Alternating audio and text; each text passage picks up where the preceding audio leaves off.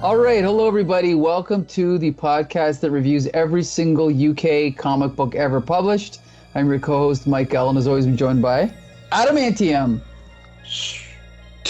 All right, yeah, and of course, Nice Man. Thanks for joining us, Nice Man. We got your name right.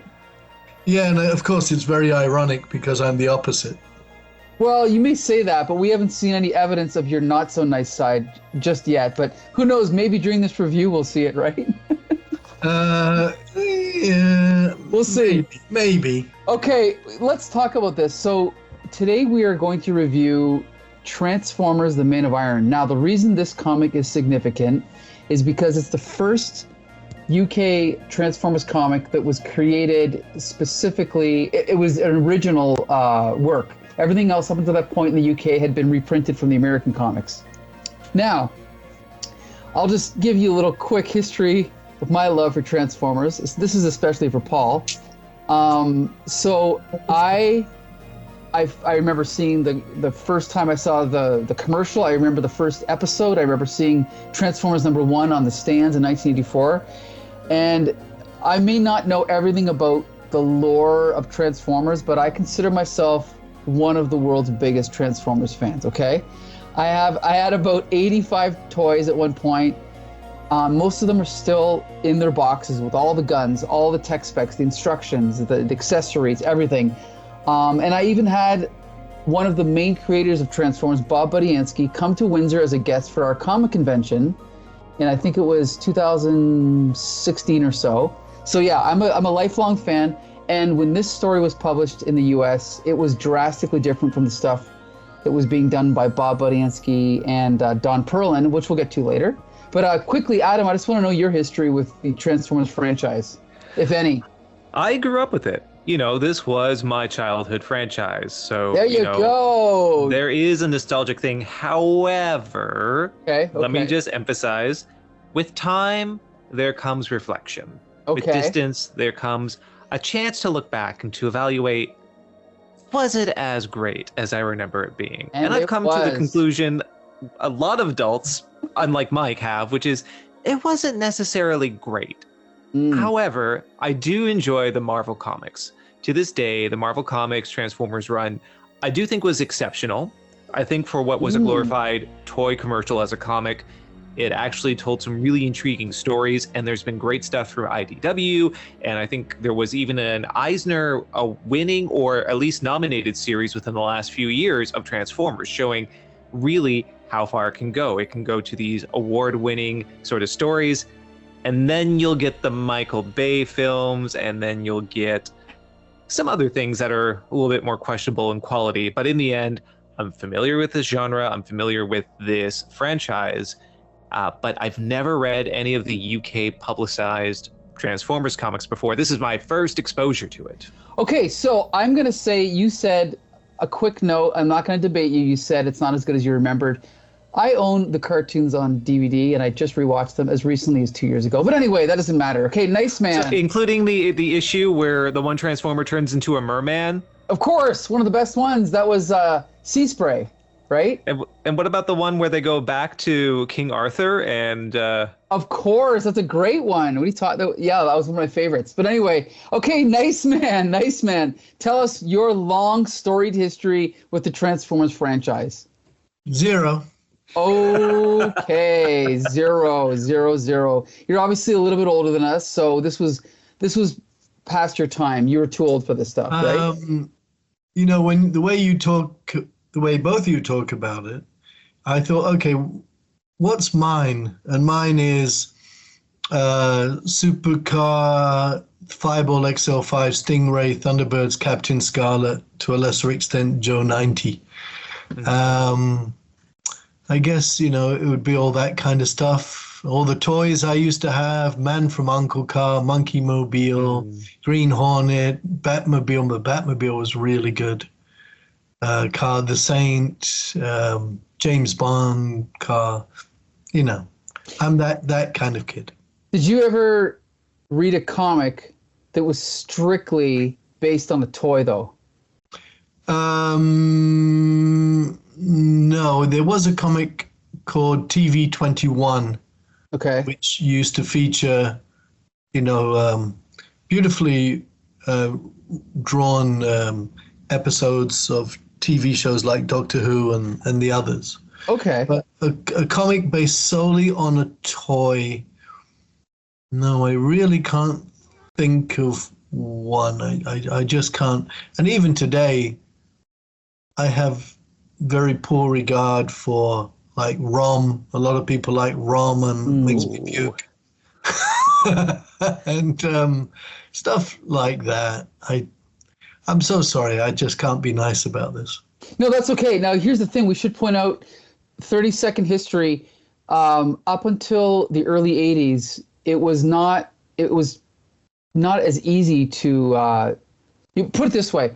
Laws were changed in the 1980s that made it easier for toy companies to make cartoons. And what happened was, I think they made a new law where they weren't allowed to advertise to children with certain things, but they were allowed to make cartoons about toys, or I don't know. But that's what opened the floodgates, and I believe it started with He-Man. They basically said, well, wait a minute, we can't create commercials for our toys, but we can do a cartoon about our toy. And as a kid, and I might have that wrong, but as a kid, I thought that the cartoon came first, and then or the comic came first, then the cartoon, and the toys were based on the cartoon. I didn't realize I was just watching a commercial for toys.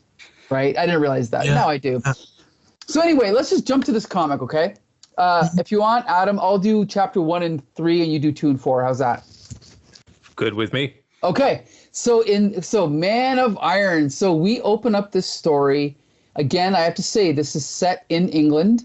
We get some, and this is written by Steve Parkhouse, who we all love from his work on, Night Raven.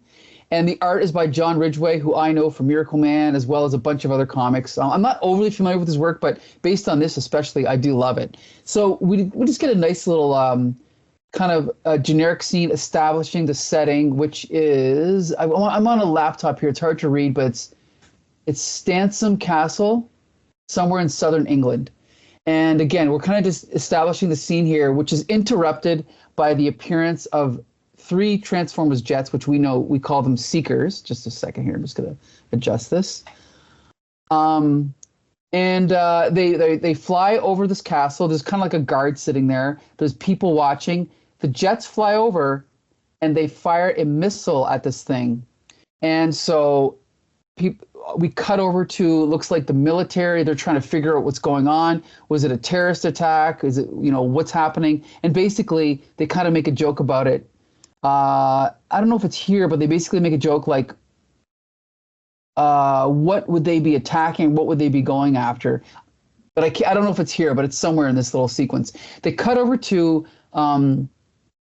it says here, has the curator been notified? So the curator, I guess, of this castle is being notified. And we find out later, this is now an important character in the story because he's going to figure throughout.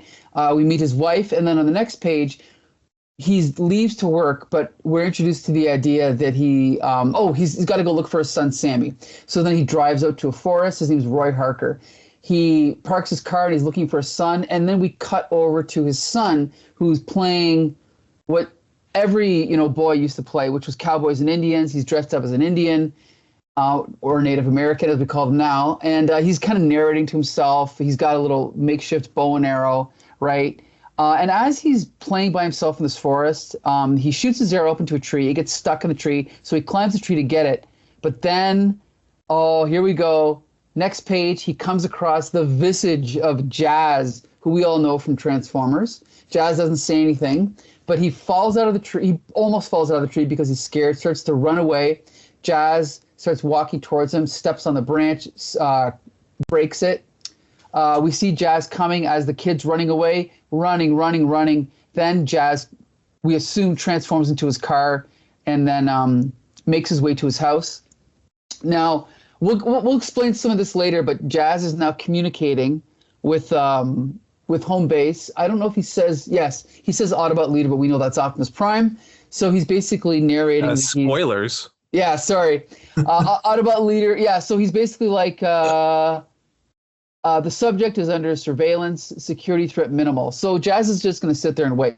Now we cut over to his father, who's the curator, and he's talking to a captain, and he's like, why did the planes choose this castle as their target? You know, they're just trying to figure out exactly what's going on. So then blah, blah, blah. They're kind of just, then they're talking about how, your son's been located, but he's in a state of shock. Then we cut to this kind of flashback, this explanation, and it's, I wish I could zoom in. This is driving me nuts here. I can zoom in. Okay.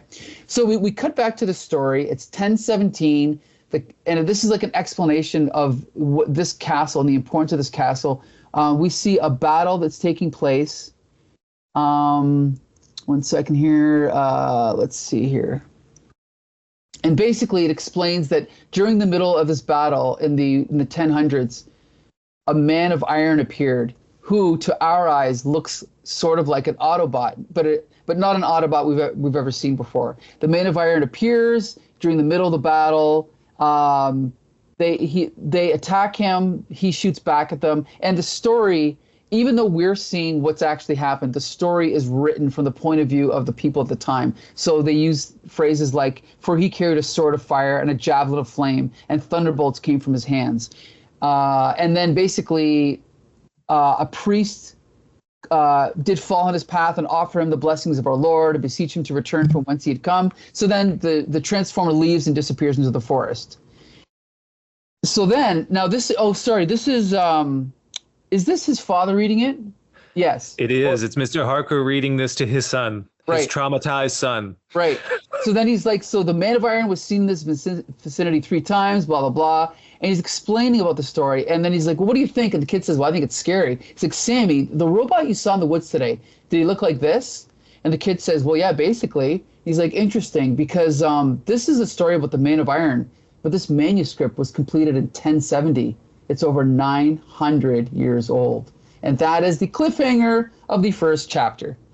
So I'm not going to say, I'll save my review for a few minutes here. Adam, why don't you tell us what you thought of this? Well, I have to give some context here because for those who are not initiated within the Transformers lore, there are 2 Transformer types. There are the Decepticons, named so because they deceive people. And then there's the Autobots who were named that, I think, because originally they were all automobiles that they would transform into. And what's intriguing about this comic is, like, unlike the toys and unlike some of the American comics, there's a point to their transformation. They're actually trying to stay hidden and have their identities as these sentient giant robots not discovered, which is something that most writers don't actually take care of or don't pursue. So that's interesting. Now, I will say both types of robots are deceivers because they're in disguise. So really, aren't they all Decepticons when you think about it? But good point. The main takeaway I had from this was that Sammy, first scene I see of him appropriating indigenous Native American garb, and my first thought was, I really hope one of these Transformers steps on him. He's a very annoying little prat. Well, but that's nothing we didn't do when we were kids. I'm sure we did this, right? If not in the 80s, in the 70s. Are you telling me you never did this? Come on. No, I never. To be honest, and I will, for the sake of giving the context of the times, yes, this was a common way that children played. There's certain parlance, certain types of accepted behavior for children. I can't really judge the standards of the past necessarily. I do think Sammy is an incessant little brat, though. Like, he complains, his little internal monologue as he's chasing after his dad, thinking he's hunting him. And then he shoots an arrow, which, surprisingly enough, turned out to be a real arrow because it was lodged into a tree. What if he actually would have hit his dad with that thing? Well, again, Nice Man is older than us, and you can attest, when we were kids in the 80s and the 70s and 60s, we played with real bow and arrows, real guns, right?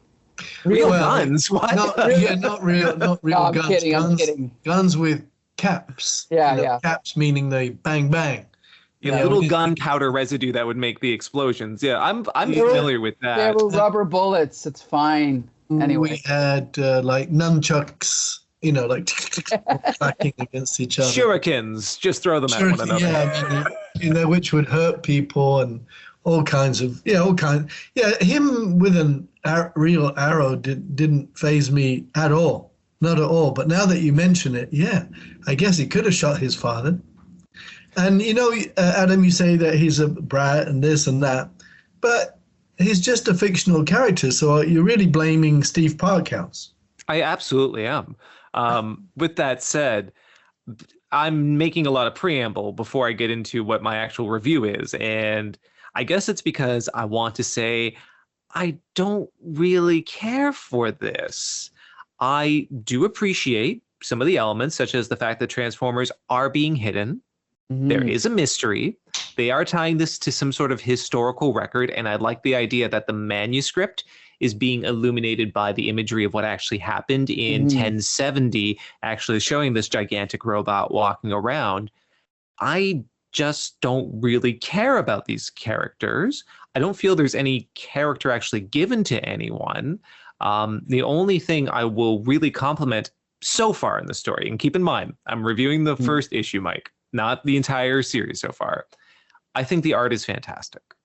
I think the shading, I think the amount of detail is done well. I do think even the attention paid to the dents in buildings, the sort of permutations that happens on like the foliage, it's incredible. The amount of detail in this art I love.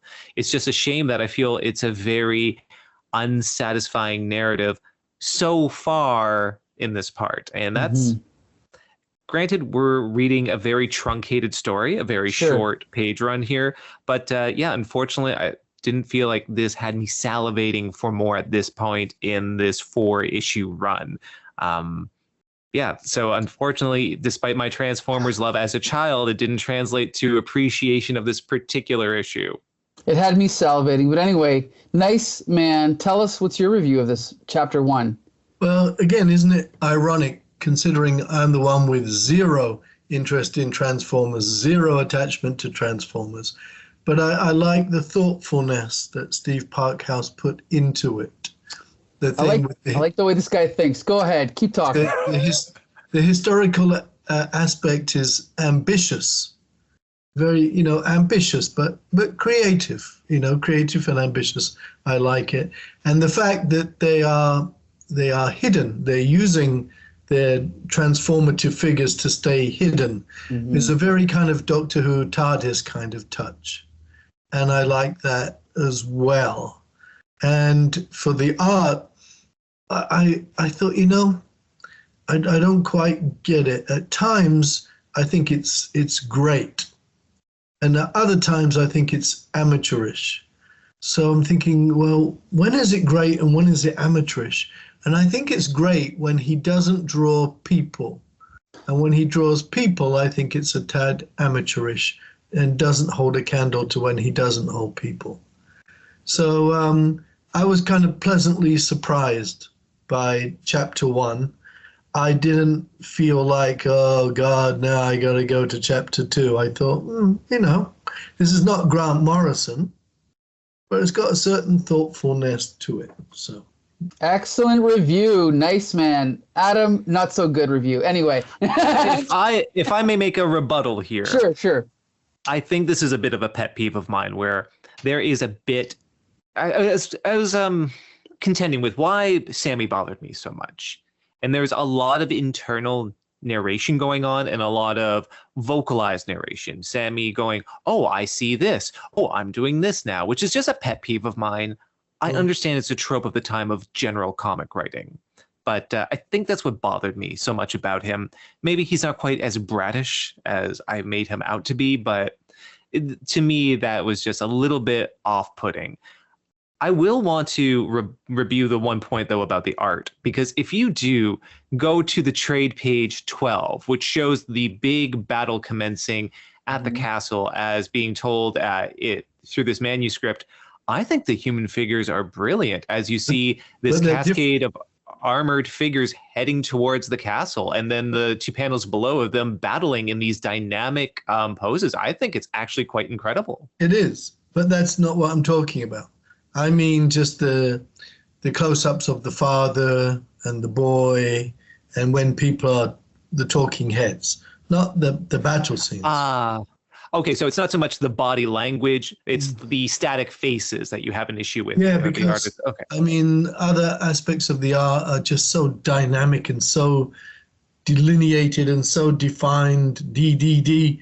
And, but but then sometimes you have the talking heads, maybe father and son, and it's like, wow, John, can't you define the faces a bit more? It's a bit kind of like slapdash. I think I just want to expand on what Paul said, or what Adam said, because I do think, now that I'm looking at it, I think his shadow work is incredible. His compositions, like in this opening splash page of the bridge, the tree, the shadows are incredible. Even that little kid standing there getting his picture taken is really well done. But I think where I do see weakness is this top left panel of the guy jumping away from the explosion. Yes. Now, if someone like Jack Kirby or John Buscema is a master of, human movement, this is an example of someone who's maybe really good at drawing almost like photographs, not photographs, but the body language of someone standing in a photograph is sort of just, they're just standing there, but maybe he's just not good at action. Mm. That's one thing I'll concede, but I do like the close-ups of the faces. I don't know. These pages are quite nice, but as you said, occasionally the anatomy is a bit kind of off, or a bit this or that, just occasionally. Right.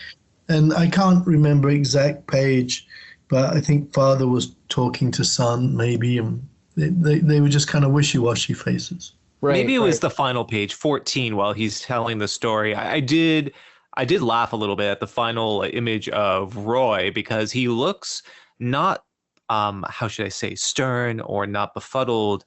He's looking like he's very angry at his child, like he's about to smack Sammy. Like there's like this complete look of castigation on his face. Like, sure. I don't know how else to describe it.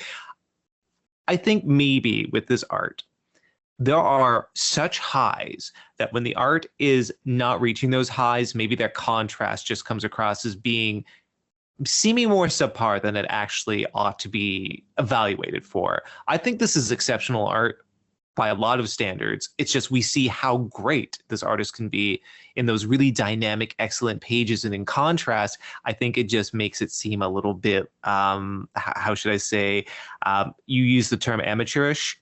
I wouldn't quite go that far, but I definitely see what you're saying. I retract that statement.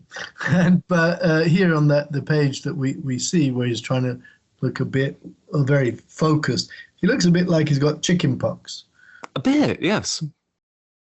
Yeah, maybe it's over-rendered. That could be an issue. Now, here's the thing. One thing I kind of wish is that with Paul is that you could contrast this with the American comic. I'm assuming you've never read the American comic, right? I've probably brushed through it. Well, the thing is without getting into the history of the American comic, it's drastically different. It's closer to the tone of, say, Rom or Micronauts. It's more aimed at children. It's a little bit haphazard with, and this is one problem all comic books had at that time, at least American comic books. It was kind of just like they just threw everything out there. And I'm not criticizing Bob Budiansky because I love his writing, but I think there's more thought put into the idea of what's the best way to get into the story. And if you think about it, it's a mystery. You see the castle gets attacked by jets. We don't know that they're Decepticons. They get attacked by jets. Why are they getting attacked by jets? Who's this robot standing in the forest? We don't see him transform, so we don't know how he got into that. Why is he a car now? Who's he communicating with? Then we see the story of an not ancient, but a robot from the 1000s that looks similar to Jazz. So now you're wondering, okay, what's the connection? So if this was the first Transformers story that a kid ever read, or if this was the movie, this would be a great way to introduce the characters, I think. So that's another thing. And as far as the disguise thing, Adam, I want to say, in that brief time between when the toys were released and the comic book and the cartoon were created, we all, if you bought the toys, there was like a mini lore that kind of was replaced, where there was little suggestions of what the lore was in all the instruction books and the catalogs. And I kind of got the same idea that you did, was that, when they're on Cybertron, they're robots, but then when they came to Earth, they thought, well, we have to disguise ourselves, so then we'll transform into human vehicles in order to remain incognito. But in the first episode of the cartoon, they show them on Cybertron transforming into Cybertronian vehicles, which in my little kid logic, I went, that doesn't make sense. Why do they need to transform on Cybertron? But they've kind of just kept that as part of the mythos, right? They have. I mean, obviously, it's the gimmick for the toy, so they have to incorporate it to some degree. Right. So it definitely, as the toy lines went on, it went less from transforming into regular Earth vehicles or objects for the means of disguise and just being able to change into whatnot as a gimmick to sell the toy. I do want to bring up, I think it was the third episode of the American Animated Transformers TV series, where the Decepticons were brought into a trap by the Autobots, who disguised themselves not as vehicles, but wearing trench coats and working within a scientist's lab. Just like this, exactly, yeah. Which to me is like, you can't tell the difference between small human beings and other gigantic robots. I know. Where the hell do you buy lab coats that large? Right. That always made me laugh. Yeah. Sure. With that said, Mike, I have one more question before we go to issue 2, before we get to that. Obviously, all the Transformers, their big gimmick is they transform into some sort of technology from Earth. What would our ancient 1070 Transformer friend transform into by your estimation? That's a good question. Wow, what could he transform into? What would have been metallic in that period that was that large? I don't even know. Do you have an answer? A gallows? Oh, there you go. Yeah. Very grim Transformer. Yeah, there you go. There you go. Okay, so here's the thing. We got a lot to talk about. We have 3 more chapters, but I was definitely intrigued by the mystery.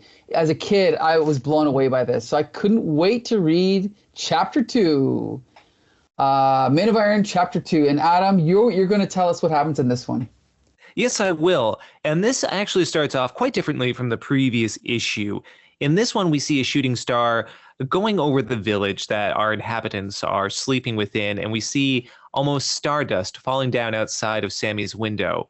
And what we have is this surreal dream sequence where Sammy sees the falling star outside of his window, and he goes onto the roof of his house, seeing a gigantic dog bone shaped vessel hovering above. It's very Close Encounters of the Third Kind. And he also happens to see a Decepticon plane, one of those seekers that you described, outside of his home.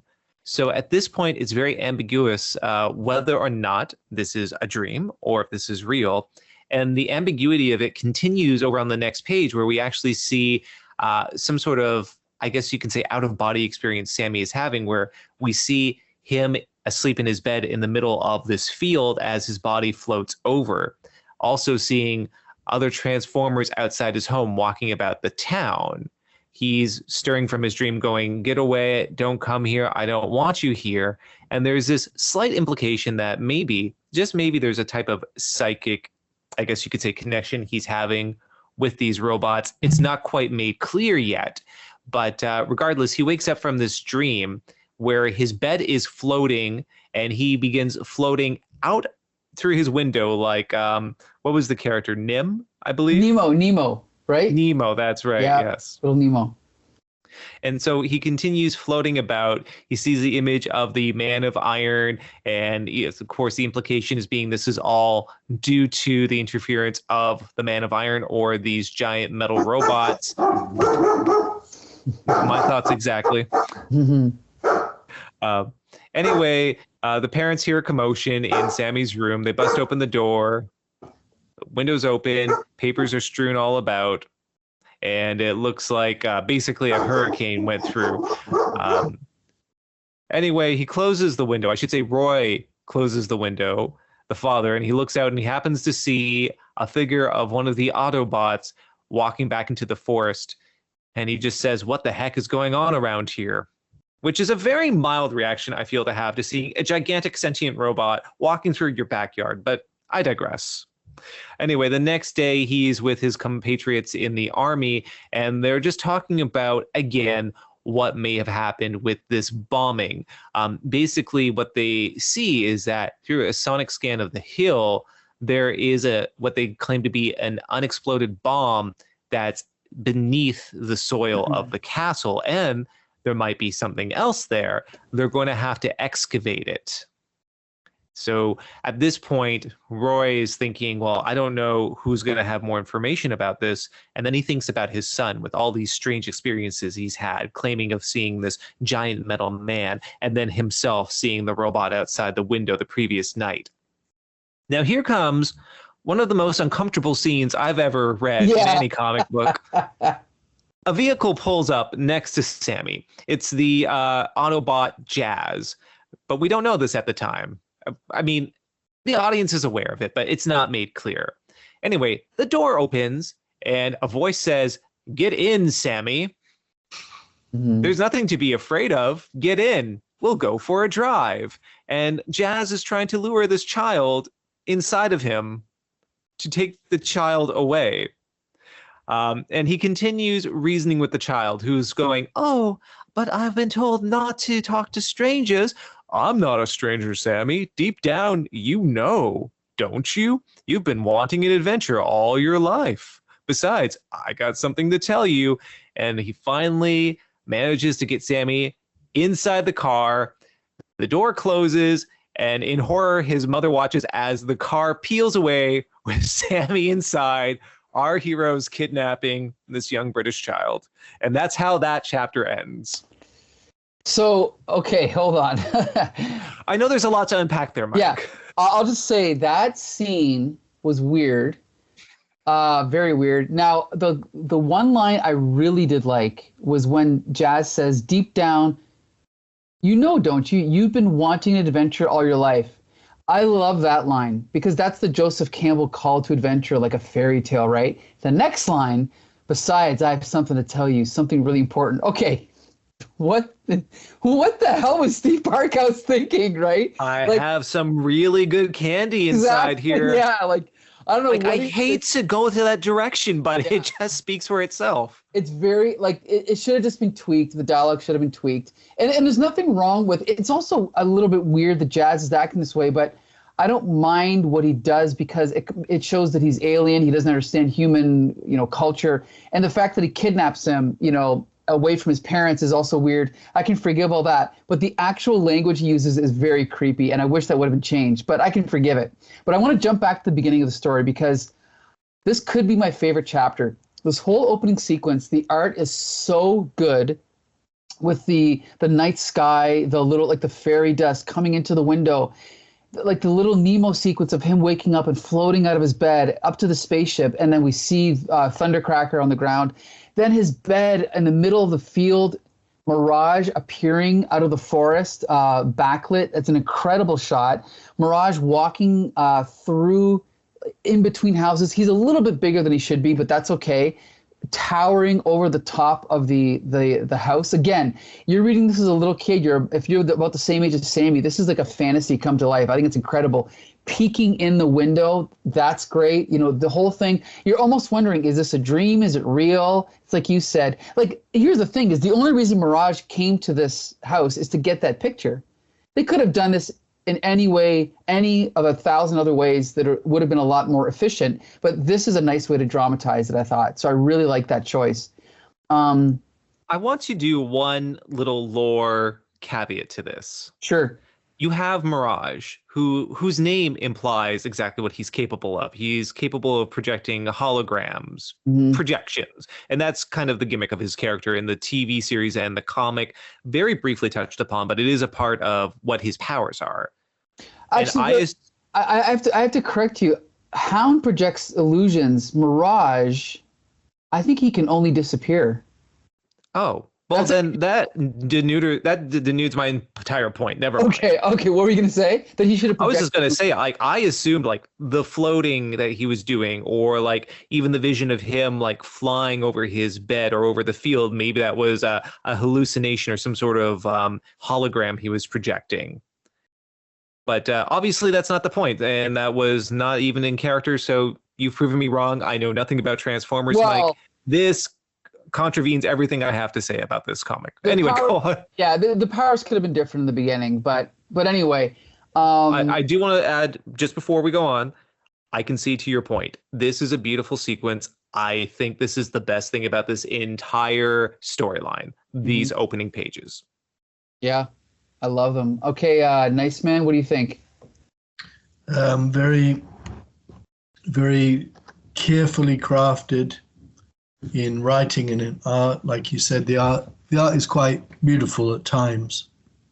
And you notice how word balloons, dialogue is used sparingly. And you could say, well, that's because of the content of the scene. Of course, it's going to be sparingly. But there are many writers who would have just jammed every panel with words, and this is just right, because the art should tell the story and the words should just add the bonus, in whatever way. The wording should be a bonus, and that's what it is here. I wish I had had a generous mind with the floating bed. You said, what did you say? Was it Little Nemo? Little Nemo, yeah. Because where my mind went to The Exorcist. Okay, sure. That's not right. Yeah. There is nothing Exorcist about it except I saw a floating bed and I thought, Exorcist. That's terrible on my part. No, I like it, and the coloring is good as well. Very, very important. This is in many ways for me. This is a very English comic book. It's not trying to copy American style. Typical English stuff is very carefully crafted storytelling, lots of scene setting. It doesn't have to have action all the time. And then that makes me think of Jack Kirby. Because unless he's misquoted, Jack Kirby said, you've got to show movement in just about every panel, but sometimes you don't. Sometimes it just needs to be completely quiet and still, and maybe shadows contrast and things like that. Even sometimes if there's a human figure in a panel, sometimes it needs to be just still. And I like this really. I like this kind of storytelling. I know it sounds bizarre to mention this, but have you ever heard of Rupert the Bear? I don't think so. No. Well, I have. Yes. But there was a particular period when Rupert the Bear was written and drawn by I think his name is Alfred Bester. I think so. I saw a documentary on him once, a documentary narrated by Terry Jones from Monty Python, because Terry Jones grew up on this kind of stuff, and I think he maybe even wrote a book about it. I don't know, but definitely Terry Jones did the documentary. And Rupert the Bear is full of this kind of stuff. Great art that just takes you in. It doesn't say, hey, look at this, move to the next panel, move to the next panel. It doesn't. It says, okay, let yourself be absorbed by this panel and then go on. And, I think there's both ways are very valid, in their own way. But for me, this is a very English comic book, even though Transformers is American. I could not agree more. And when I first read this as a kid, I think that's why it was so, it had such an effect on me, because it was so different from anything I had read up until this point. And it's like you said, the art style, the pacing, like you said, the thoughtfulness of the story, the setup of the story, more, closer to the way you do it in a book, I think. And again, this is aimed at children, but it's a better way to do a story for children, I think, than what we usually got with American comics at this time. And of course, because Steve Parkhouse went on to do Miracle Man, that's one reason I love Miracle.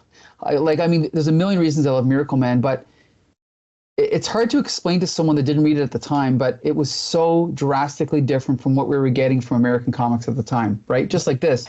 And these two, they were also doing Doctor Who at the time, And I've sampled some of these Doctor Who stories, and those are great as well.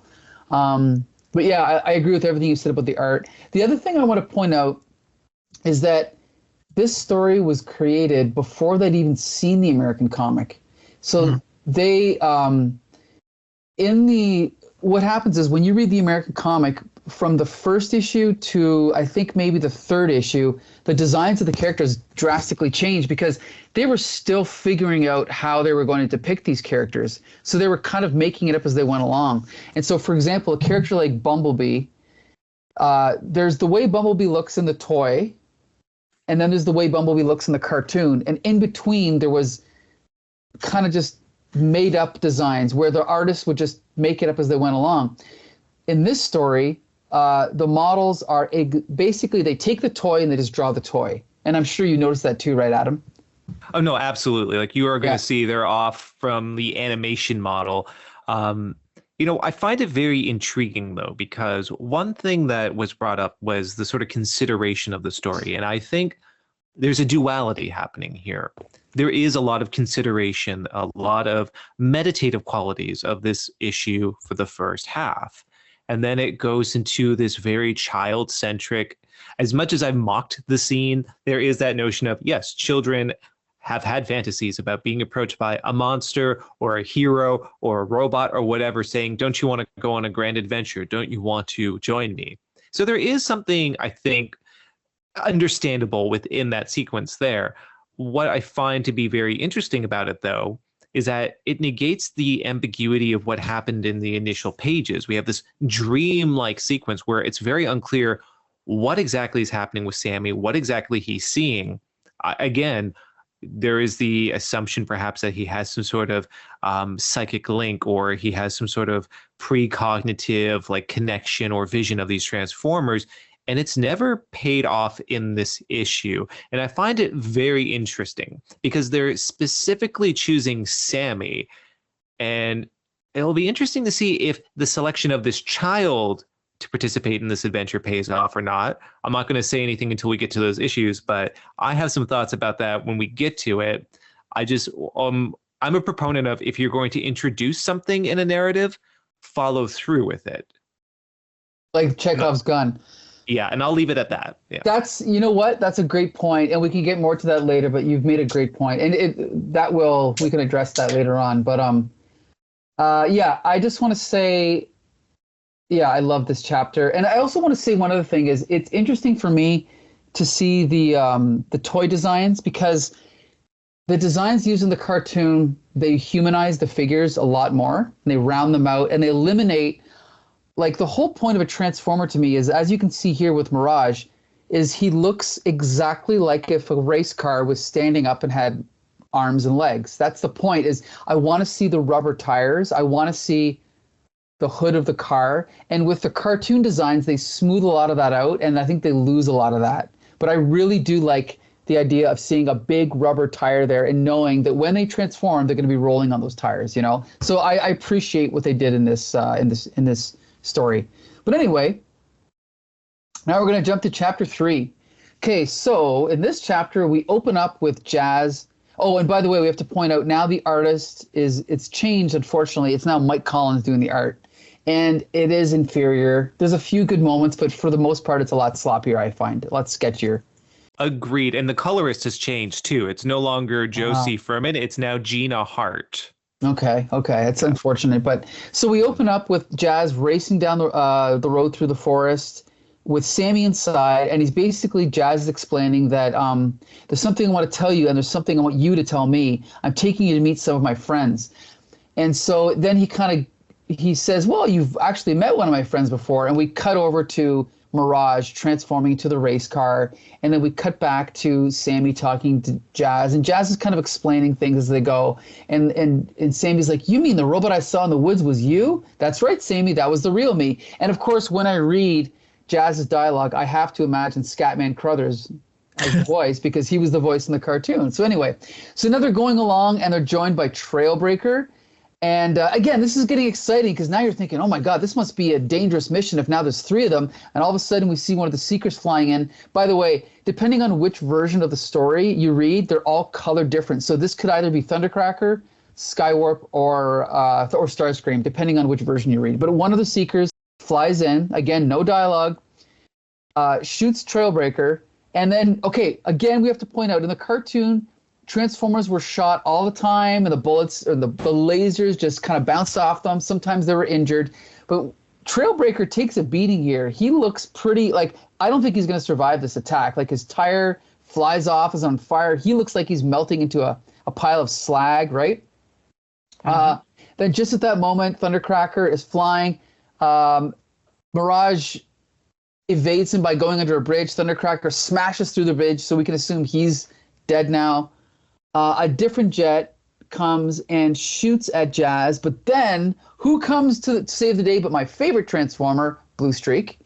Again, this is an interesting art sequence because he transforms and we see Blue Streak holding his gun. Now, it's not a very dynamic sequence because it's the same panel repeated, but he's looking up, we see his scope, and then he fires. And I want to point out that when he fires the laser out of his laser gun, notice the shading on his face, how I'm assuming it's the inker, or maybe it was the artist, took the time to change the position of the shadows on his face. It's just a nice little touch, you know?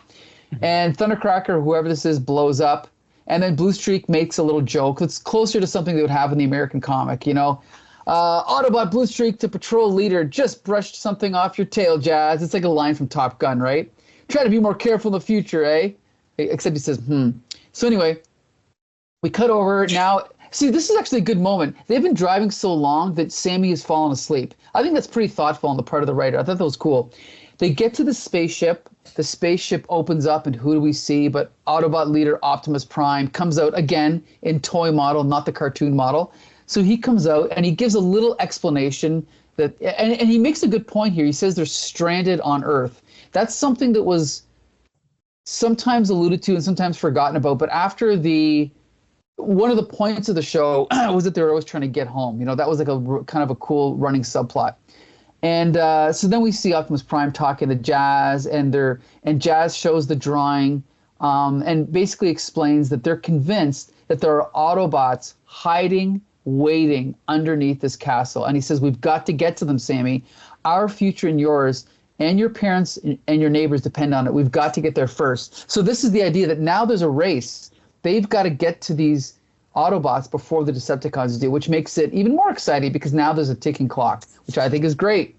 So there you go. There's the end of chapter 3. We're going to jump to Nice Man. Nice Man, what did you think of this one? Well, the art is actually quite good. Okay. Not as striking, well, apart from here and there, not quite as striking as John Ridgway. Not as convincing as John Ridgway.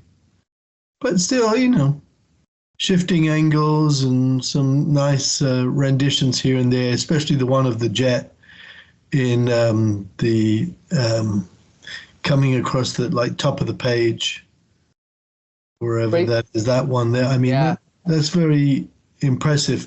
But this chapter struck me as a bit more American. So, yeah, I'll give you that. Yeah. Yeah. But yeah, I mean, it's good. It's a worthy effort. All right, Adam, what'd you think of it? Before I give my general thoughts, I just want to go back to that thing I put a pin in about Sammy's position, why he was taken by the Autobots. Why was he taken by the Autobots? Optimus Prime is telling him that they need to find this thing underneath the ground. Why the child? Why not Roy Harker, who is the actual curator of the grounds? To me, that would make more sense. Mm-hmm. And obviously, they are showing there's a bit of espionage going on. Jazz has been trailing the house, and he's been spying on the family. So they have reconnaissance to know that he has some sort of responsibility or some sort of authority over this territory, this castle grounds. To me, it's just one of those leaps of logic where I get why it's there. You want to have a child be able to place himself inside Sammy's shoes to say, yes, this is great. I will have an adventure with these gigantic robots, and it will be fun, and it will be full of fighting. While simultaneously, though, when you think about it, it doesn't really narratively make any sense. The explanation that there is this conflict happening, that the Autobots are stranded, I think the explanation is fine, but I've seen the execution done a lot better.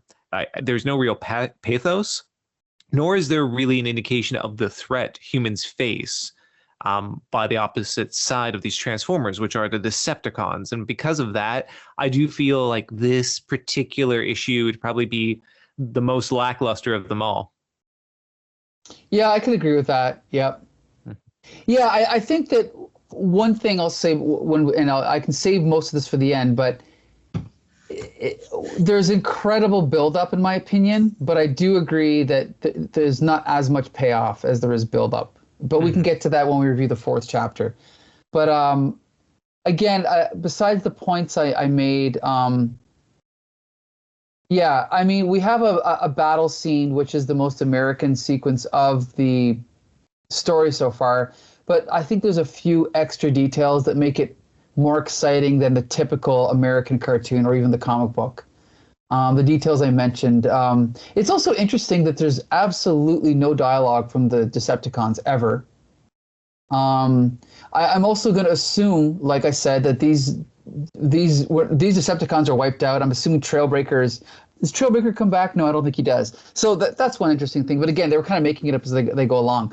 So we get to the end. We have this promise of, again, the ticking clock. So now we're going to jump to chapter 4. Just before we do. Okay.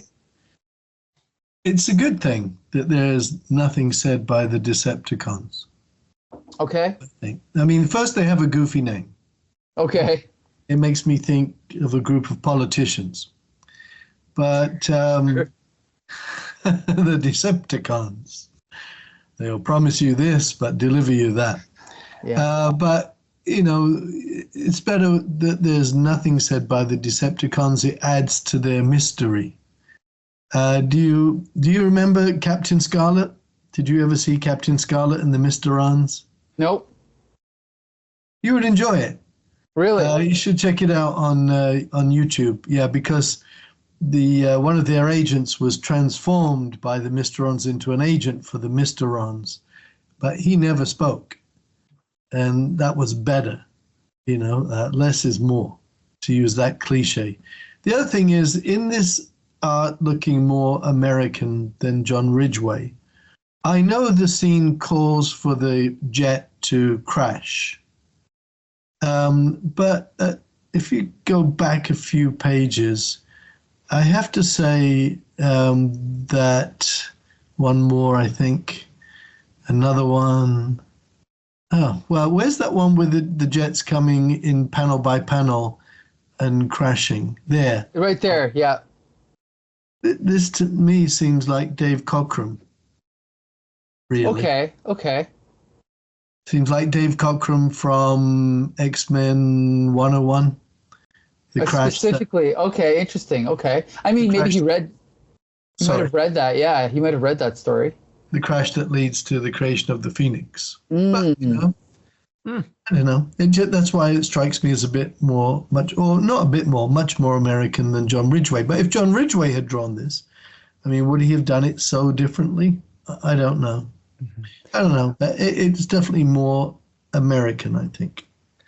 I agree with that. I think the dynamicism of it is almost leaning towards spectacle, which is why I think it's more American in the way it's depicted, as a lot of those comics were. Mike, I just want to go off your point of there being no dialogue from the Decepticons. At this point, they didn't really fully flesh out the personalities of a lot of these characters because they didn't really have characters yet at this point, only those like you said, the lore bits on the information cards that came with the characters. And so you had really defined characters in the American comics for a lot of the Decepticons, and definitely in the cartoons, to the point where these nebulous bad guys seemed at times more engaging and interesting than the heroic figures of the Autobots. Because when I think about some of the most defined and most interesting characters from the franchise, I think about Megatron, Starscream, Soundwave, at least for his like weird robotic voice. Sure. And there's some others. There's very few from the hero side that are really that intriguing or compelling, at least from the cartoon iteration of it. And maybe this is part of Parkhouse saying, I don't want to make the villains that intriguing. I don't want them to override the appeal of the heroes. So having them as these cold, calculative, just essentially voiceless agents of chaos may be part of that. It could be. It could be. I mean, to be honest, it could just be neglect, or it could be, I don't want to say laziness, but it could just be he didn't know what to do, so he kind of just did the bare minimum. That could be it. But you could be right as well. Yeah. It's just interesting. It's also interesting we don't see Megatron, the leader. We only see the 3 jets. Was he the leader at this point? Because I know this was supposed to be subsequent with the US run, and there was a lot of leadership changing in that comic run. Well, if this was written before they had seen the American comic, Megatron would have already been the leader. I know that in like the prototype stages, when they were designing the toys, Soundwave was going to be the leader because the Decepticon symbol is Soundwave's face, and the Autobot symbol is Prowl's face. So if that's what you're referring to, possibly. But as far as the chronology of the comic, this would have been before any of the stories were written anyway. So this was written simultaneously then with the American series, so before anything really came to publication. Exactly. Right. Yeah. Okay, so that clarifies a little bit of history. So that's interesting. Yeah. Okay, so now we're going to jump to part 4. Is this my turn or your turn, Adam? It's your turn, right? I think you said I'd trade off with you, so we'll go through it. Okay. This is a bit dense, so bear with me as we go through the final chapter of The Man of Iron. Not Iron Man, that's a very different character. Right. Anyway, we open up at the castle where we have the military deployment who are observing what appears to be a metal cascade that they've excavated from a ridge. So they're actually seeing this part of the vessel. They're even saying they believe it may be of alien origin, even though it's very unclear exactly what it is, but they do detect a signal coming from it, and they're trying to figure out what that is. Of course, as the panels zoom in, we do see the Autobot insignia on it, indicating to us that this is indeed an Autobot vessel holding one or more of those robots. With that said, Roy Harker is there, again, discussing matters with this military agent, and they do discuss the possibilities of this being part of an alien vessel, but they're unclear exactly what's happening. Their discussion, however, is disrupted by a tremor, where they look out and they see a giant robot emerge from the ground in what looks like a lift. And sure enough, this is the same robot that we've seen depicted in the manuscript, the titular Man of Iron. And even Roy Harker yells out, "It's the Man of Iron, good God," as this robot proceeds to open fire at the vehicles that the military crew are driving around in. Anyway, the chaos is ensuing. The military men do not know what to do when all of a sudden, out of nowhere comes another robot, one of the Seekers. And this is, I believe, the first time we've seen one of these Seekers, which were the planes in the previous issues, transformed in its more human-like robot form. And it proceeds to battle with the Man of Iron as they shoot lasers at one another. And there is a sequence on page 42 where the Man of Iron is wrecked. Like, he's blown up. His leg is blown off of him. It's almost like, well, I don't know what you would call electronic viscera, but sort of wires and cables are just protruding from his blown off limbs. It's pretty ghastly. Of course, the Autobots are aware of what's going on. They've intersected the signal that there is this battle going on. And so they fly and deploy Jazz, who goes to intervene and battle with the Decepticon.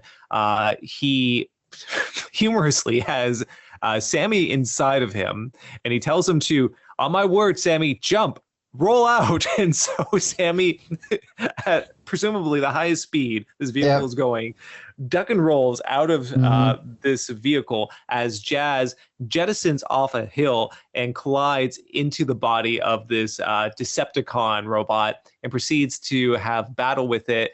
Now, at this time, some other Decepticons are descending from the sky. And, Laserbeak, Laserbeak, who is, for those who are not in the know, a gigantic raven or bird of prey Decepticon. Anyway, one of the Autobots from the Autobot ship opens fire. It blasts this wave of enemies descending from the sky.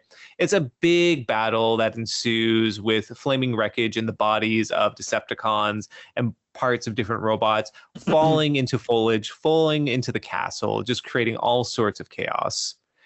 And finally, though, they managed to stave off the Decepticons. The Autobots have claim over this vessel.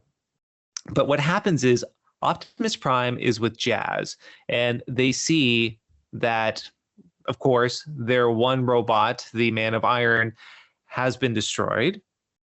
And they know with this vessel, it's still, how should I say, projecting this signal, which means the Decepticons will continue to pursue it. And they're afraid that by projecting this signal, Decepticons will not only be attracted to this place, but will soon overrun the planet, that this beacon will drive them to this place and risk the lives of humans and all sentient life on this Earth. And to offset that, there's only one choice they have, which is to destroy this vessel, which contains Autobot life. We have the sequence where we see an Autobot resting in the stasis mode, waiting to recover, waiting to regain consciousness. And outside, Jazz has to do the unfortunate and big sacrifice of vaporizing it, blasting it with his laser, and destroying it, thus obliterating his comrades that were inside the vessel. The story ends with basically what we see the army attempting to wrap up and cover up what had occurred. You have these different trucks that are just taking away debris and rubble and trying to cover up the craters of the battle that had ensued. And we end with the sequence of Sammy asleep, dreaming of the Man of Iron. And yeah, that is the end of that story. So, okay, I'm just going to say this. I read an article about this series, and there's something I did not notice the first 150 times that I read this. And it's a little bit confusing, but the Autobot who's laying here on page 46, I always had assumed was the Man of Iron, but it's not. It's a different character. Mm-hmm. I don't know if like, because Adam, when you were summarizing the story, you referred to this as a different character, but my whole life I thought it was the same character. But what I didn't realize, because I thought now maybe the ship had taken him in and was repairing him, but no. It actually says, deep beneath the Autobot's feet in a sealed chamber, a special Autobot lay waiting. He was navigator, warrior, and guardian of Autobot destiny. And then it says, his attendant was no more, the link between them severed. That's the only indication they're two separate characters. And the article pointed out that his face design is different, but I didn't even notice that as a kid. But now I look back, yes, his face is different. I think that's a huge flaw. They should have made the design of this character completely different, or at least give him a different color scheme, right? Mm-hmm. But assuming there's two of them, okay, fine, it's a different character.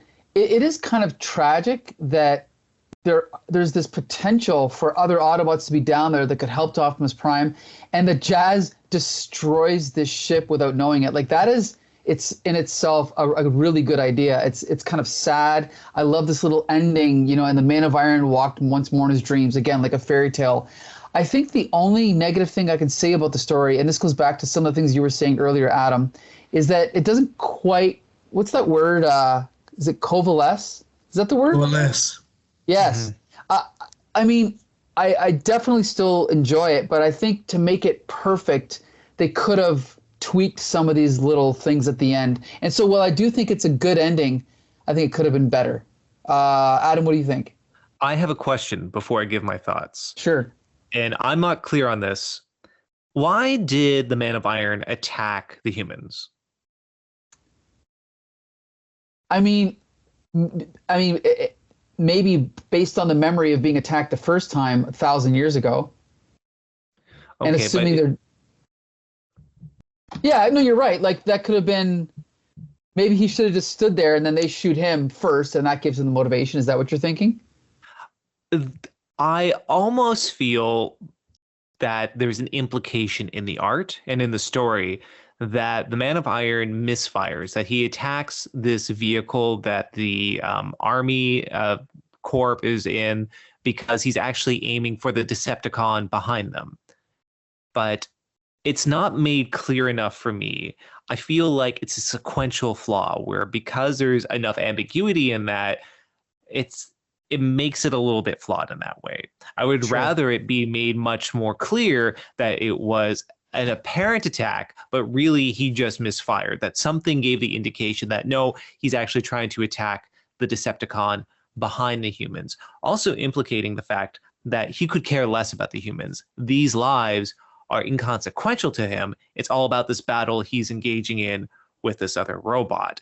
That would have been a very interesting aspect for this character, which has never really been dealt with too much for the Autobots, who are supposed to be always the white hats, always the virtuous characters. With that said, though, there is the implication, and I'm going to give this whole run this, the implication that Jazz and Optimus Prime are aware there might still be Autobot life within this vessel.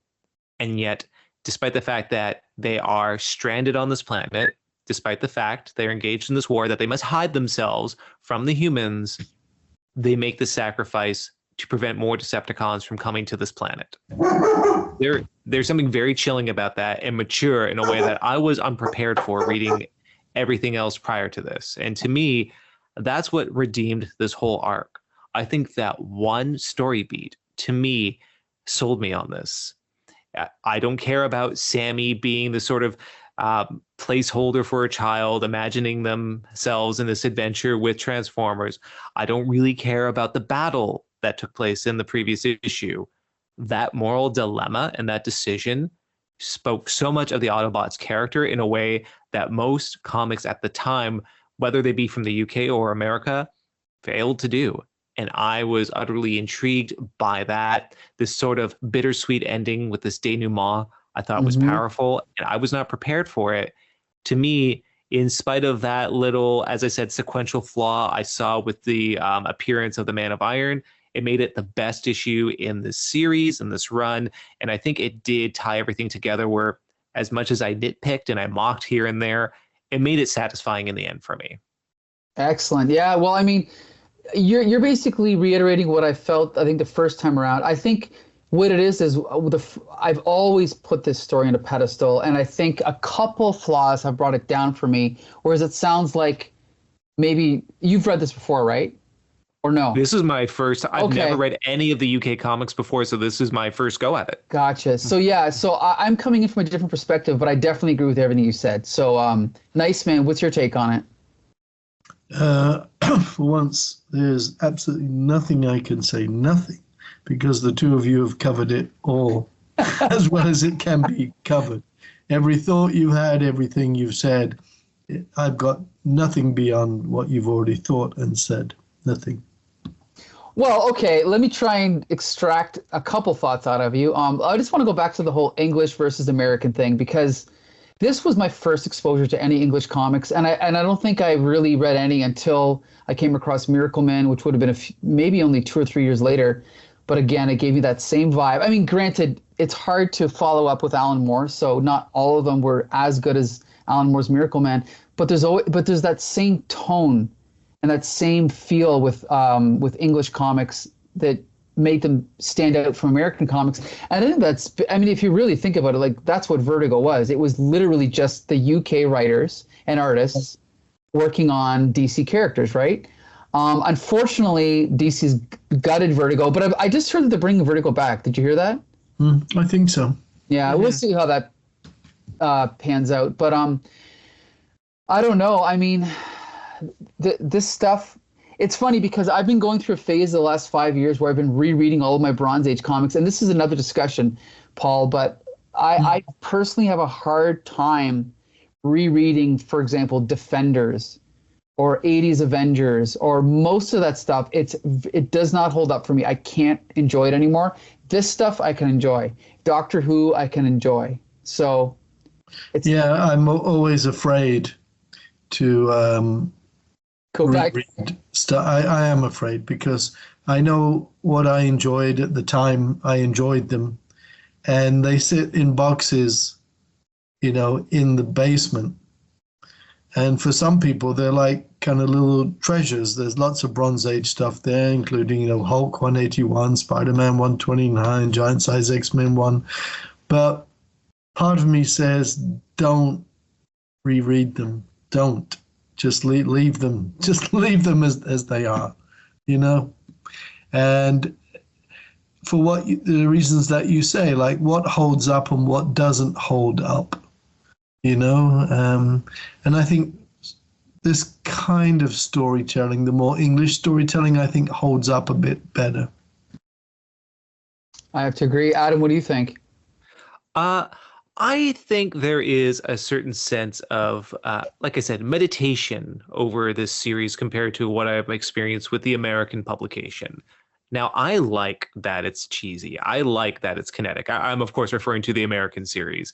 I like the fact that it is a little bit bombastic. That's part of the appeal of it for me.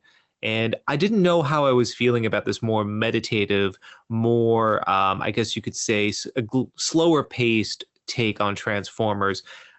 And initially, I did balk at it. I didn't really care for a lot of the characterization or the lack thereof. But by the end, I think, like I said, in that one plot sequence where ultimately they decided to destroy this vessel to prevent Decepticons from identifying a signal coming from Earth, this sacrifice did so much characterization in that one moment that it just astounded me.